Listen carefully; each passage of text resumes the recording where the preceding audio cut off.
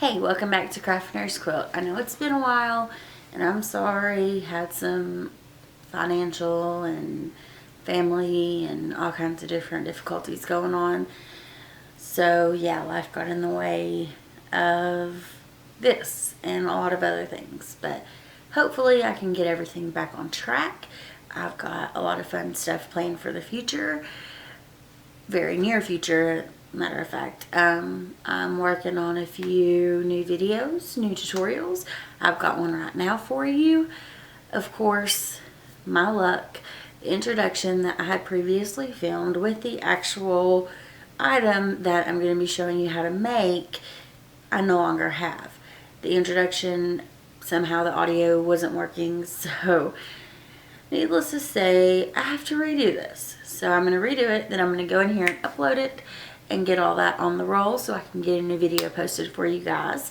What I am showing you how to make is a super easy, just fleece blanket. It's my go-to for gift giving for someone who you just want to give to, and it's the holiday season. It's a perfect time for something like this. It took me literally less than 2 hours to completely film and make the entire blanket.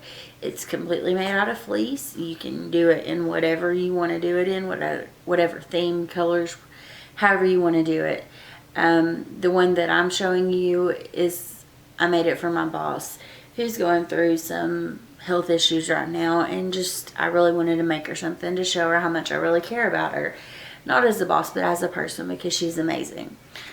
But she is a huge Tennessee Vols fan, so of course I had to pick Tennessee Vols fabric. But it's not a lot of materials, really does not take a lot of time. The very basic beginner can sew it.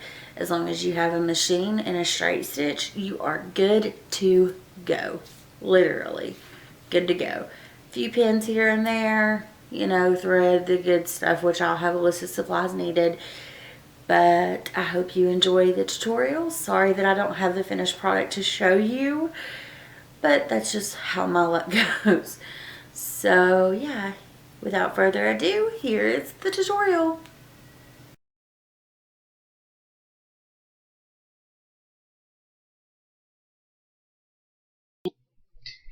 So yeah, I ended up getting finished pictures. This is what we're making. It's a fleece blanket.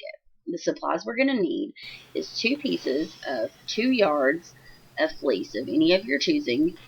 You need your rotary cutter and rotary mat. You need some really good sturdy pins. Make sure they're the longer ones. A clear acrylic ruler. Mine is 6x24. You want the biggest one that you have. You need your sewing machine. A walking foot is preferable, but just optional, not necessary. Then you need a clean needle. Okay, on this part, I'm trying to show you that I've got it folded opposite of the way that it comes off the bolt. You're going to put the same side of the selvage together and fold it in to where you're cutting through 4 layers, so in double. That way you're going to get all that selvage off of there. And as you can see, there's the 4 pieces. I line my ruler up along that side of the selvage, and we're going to cut. Make sure you apply a lot of pressure since you're going through a lot of thick material. Be very careful. Keep your fingers out of the way. Then flip it over in just a second. Yeah, now flip it over. Repeat the process with the 4 folds, or not 4 folds, but the 4 pieces. And this side likes to roll up, so be very careful. Make sure that you're cutting off all of the selvage. And if any of it likes to roll up and not cut, just push it out of the way. You'll see me do that here in just a second. Just like this, I just pushed it over, and make sure you're applying a lot of pressure. If you need to, walk your hand up your ruler to get an accurate cut. To repeat to the other side of to the other piece of your fleece. Then find a large spot in your house. Wherever you can lay this out, the better, the bigger, the better. The biggest place I could find, of course, was my bed. So I put the first piece of fabric face up, right side up rather, the pretty side up, then the other one pretty side down, right side down. You're going to have right sides facing, and just smooth it out as best as you can. This is a very forgiving project, so it does not have to be perfect. The best way to do this is to line up one side and then go from there. Just smooth out from there. And as you can see, since I'm doing it on my bed, I can't lay it all out at once. So I'm having to adjust as I go. Now we're going to pin. Normally I'm not a pinner, but I strongly suggest pinning for this. You're going to take it to where it is. You can see me sliding my fingers down to keeping the edges aligned for the most part. And I apologize for being out of frame for most of this. But you're going to pin approximately every 4 to 6 inches. Whatever you're comfortable with, just make sure that you're keeping the edges as aligned as you possibly can. It does not have to be perfect. I even have an extra like 3 inches on one side of my fabric. So I did not pin on that side except for a little bit. Like I said, very forgiving, and you'll see that in a few minutes. But make sure that you're pinning it around as much of the perimeter as possible.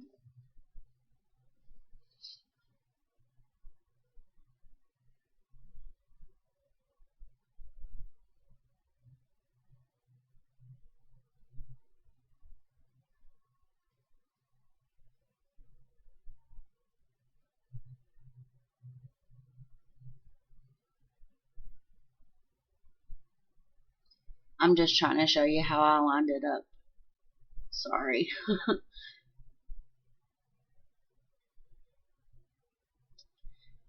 Okay, so here I'm showing you my battery because my battery died and I didn't realize it, so I missed the first part of starting this. But you're going to start about halfway down one side. It doesn't matter which side.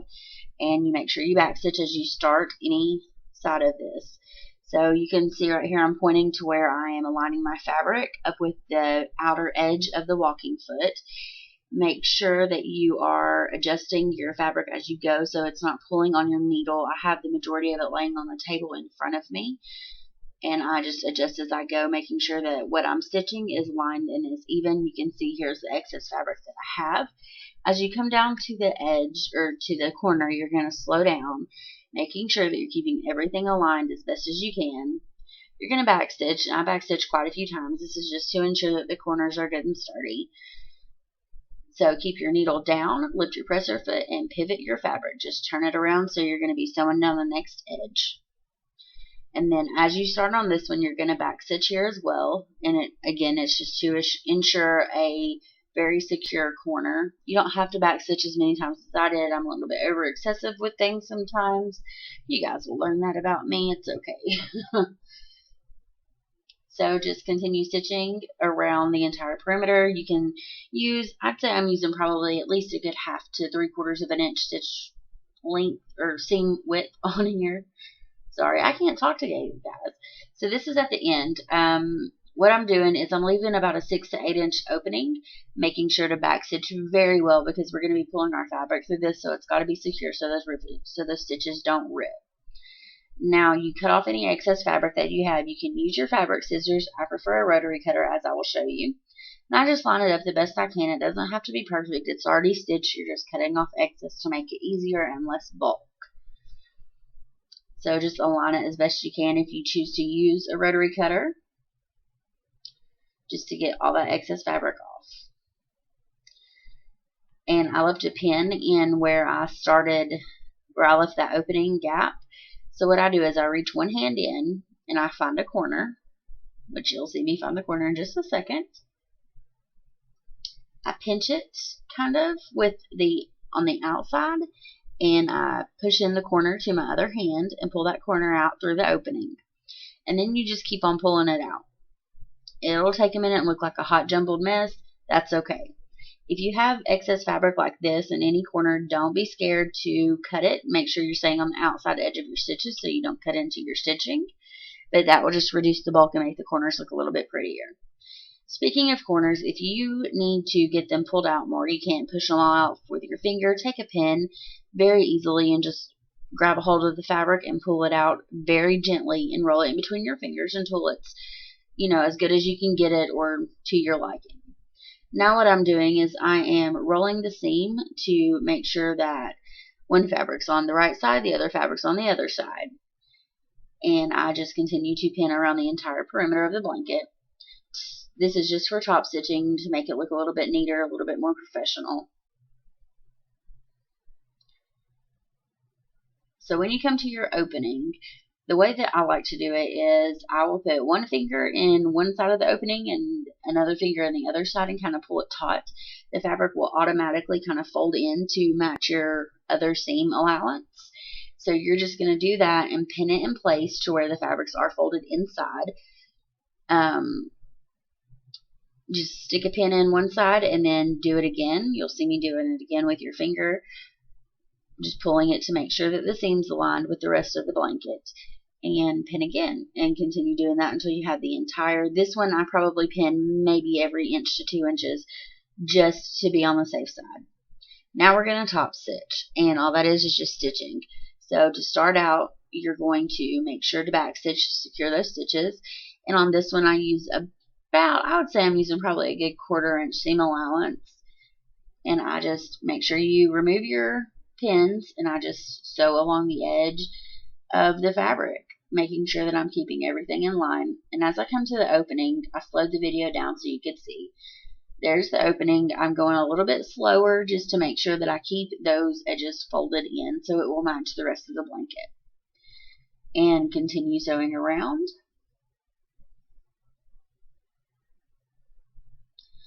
Once you come down here to the corner, again, you're going to leave your fabric down. Lift your presser foot up and pivot so you can go down the next side and just continue around the entire blanket. Make sure you remove your pins. You don't want to mess up your machine. It's not fun. Then as you come to the last edge, make sure you're back stitching again just to secure those stitches in. You don't want anything to come undone, especially if you're giving it away. But that's it. Easy peasy, right? I hope you enjoyed it, and thanks for watching.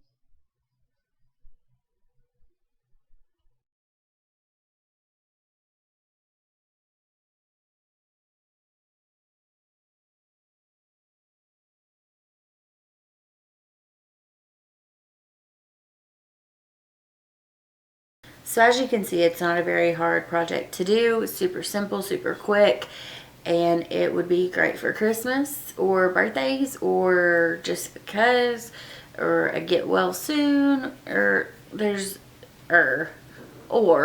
sorry, there's tons of different reasons to give a blanket. I mean, it's the best present you could get, you could receive. So it's the best present to give, in my opinion anyways. So yeah, I hope you liked the video.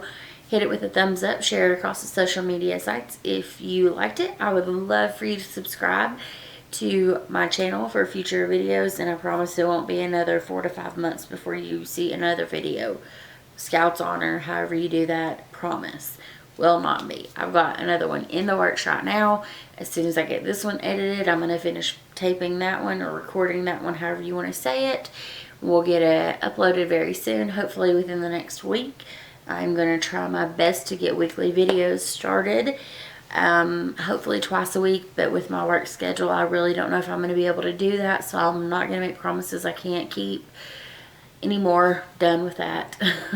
But I am going to try my best to do once a week, hopefully twice a week. We'll see how it goes.